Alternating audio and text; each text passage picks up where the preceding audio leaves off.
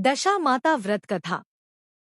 हिंदू पंचांग के अनुसार प्रतिवर्ष चैत्र मास के कृष्ण पक्ष की दशमी तिथि को दशा माता का व्रत रखा जाता है। इस दिन 13 मार्च 2026 को पड़ रहा है। माता दशा को मां पार्वती का रूप माना जाता है।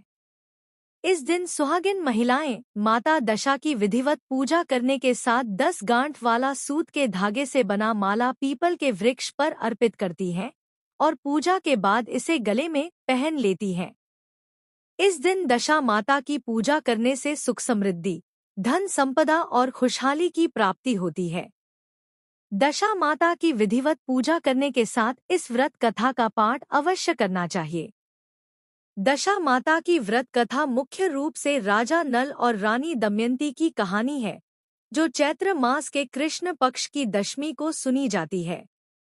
यह कहानी बताती है कि कैसे सही समय पर माता की पूजा और डोरा धागा धारण करने से खराब दशा सुधर जाती है और घर में सुख समृद्धि, सुख शांति व बरकत आती है।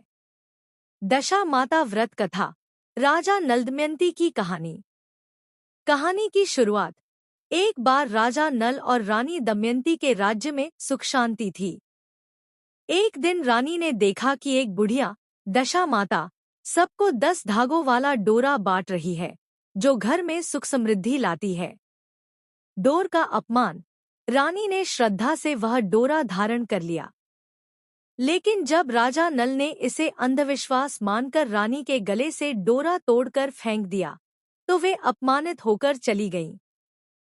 विपत्ति का समय।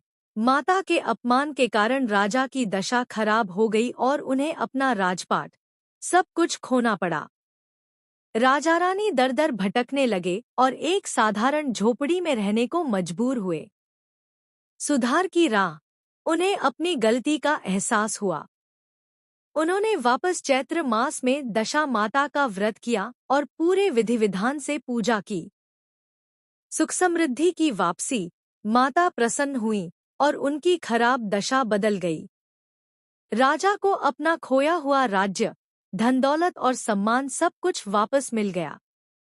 दशा माता व्रत के नियम। यह व्रत हर साल चैत्र माह की दशमी तिथि को रखा जाता है। महिलाएं पीपल के पेड़ की पूजा करती हैं। कच्चे सूत के डोरे, जिसमें 10 गांठें होती हैं, की पूजा कर उसे धारण किया जाता है। इस दिन कहानी सुनना, व्रत रखना और विशेष रूप से गेहूं के आटे से बने मीठे व्यंजन खाना शुभ माना जाता है। यदि आप भी इन कहानियों के और